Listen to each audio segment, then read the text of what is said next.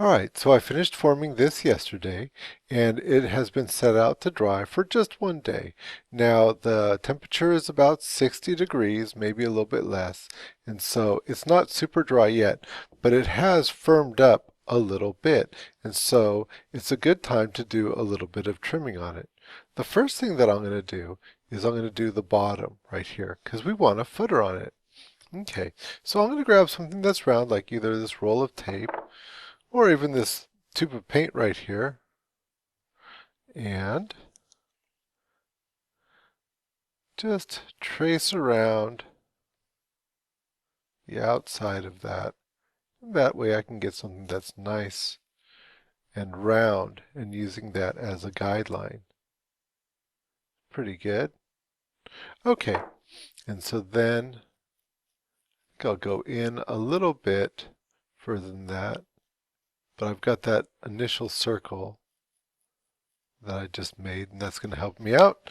And then I'm going to go ahead and just use maybe my carving tools and carve out a little footer. It does not have to be very deep. So a little bit.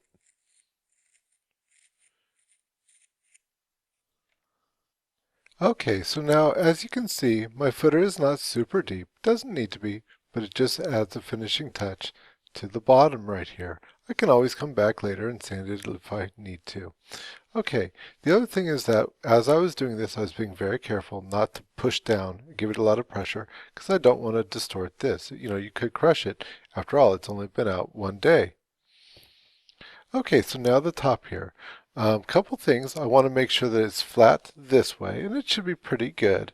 And I want to make that it's sure that it's circular this way. Okay, so to make sure that it was flat in the one direction, then I'm going to get something, steady my hand up, and just spin around the way that I have been doing. Okay, so just any old thing will work, like this pink hand right here. I've got my hand nice and steady. Get it at a level, maybe try and find about the lowest level that there is, and then just start by just drawing a line. So there was absolutely no pressure put on this when I was drawing that line. Okay, so now I'll just go ahead and go a little bit deeper. But once again, very little pressure. Almost none, really.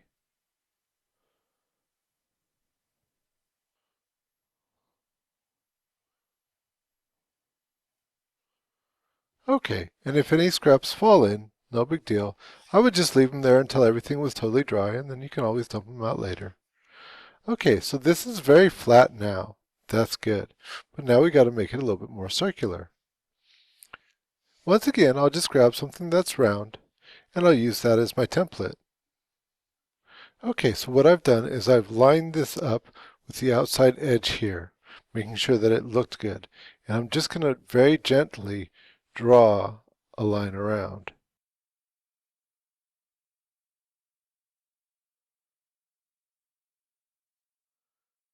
I can now use this line as my guideline and make everything kind of even to that line. And that's how I'll get a circle.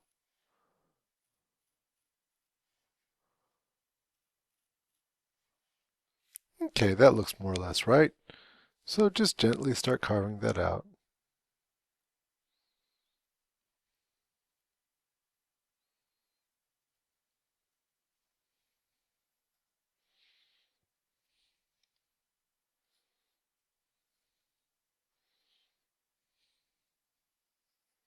Okay, on the inner edge, underneath, there's a little bit of inconsistency, so I could trim there as well.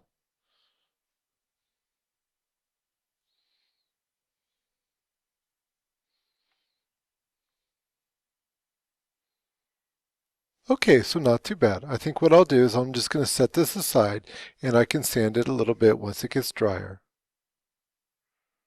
Okay, so now it's had a chance to dry, and I've sanded it. I just want to show you a couple of things on how I totally finished this off.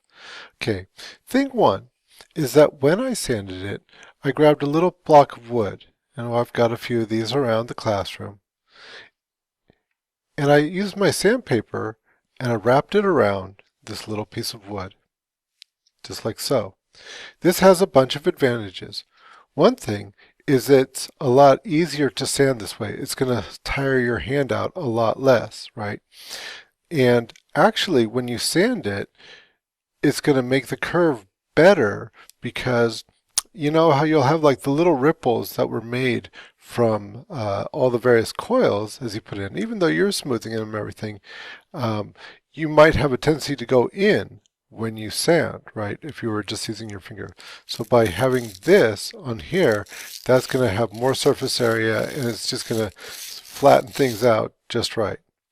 The other thing is to take a look when you sand. Like if you look right here, see this area here where it comes in just a little bit, and hopefully that shows up on the video because it is very light. But you can see like, okay, that's the one area that's not different. That's because this hasn't really been sanded yet. That's still an indent. So if you see stuff like that, then go ahead and just do a little bit more sanding.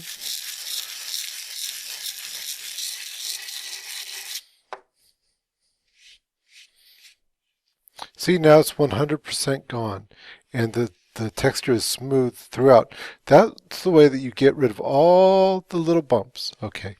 Okay, so my sides are all good and it's looking pretty good. And so at the top, you know, I trimmed it out pretty good. And so then what I did is I took it and I took one of these large pieces of sandpaper here and very gently, remember with a rotation, smooth that out. But it didn't need much because I had it pretty good already. And so now you can see that is absolutely flat. Okay, so that's looking pretty good. And then to make sure that it was good and round, I grabbed something that was round and I checked it. And as a matter of fact, what I did is I took a roll of tape like this, lined it up, and drew a line very gently around. And then I compared my circle that I'd made to the circle that I made with the pencil. And I could make any corrections that were hard for my eye to see. Finally, just sanding, just making those little corrections, just rounding it. And that's about it. On the inside, I didn't sand the whole thing, just up around the rim where it might be seen. Everything else was pretty good. So that's a good finish and it's going to be ready to be fired and glazed.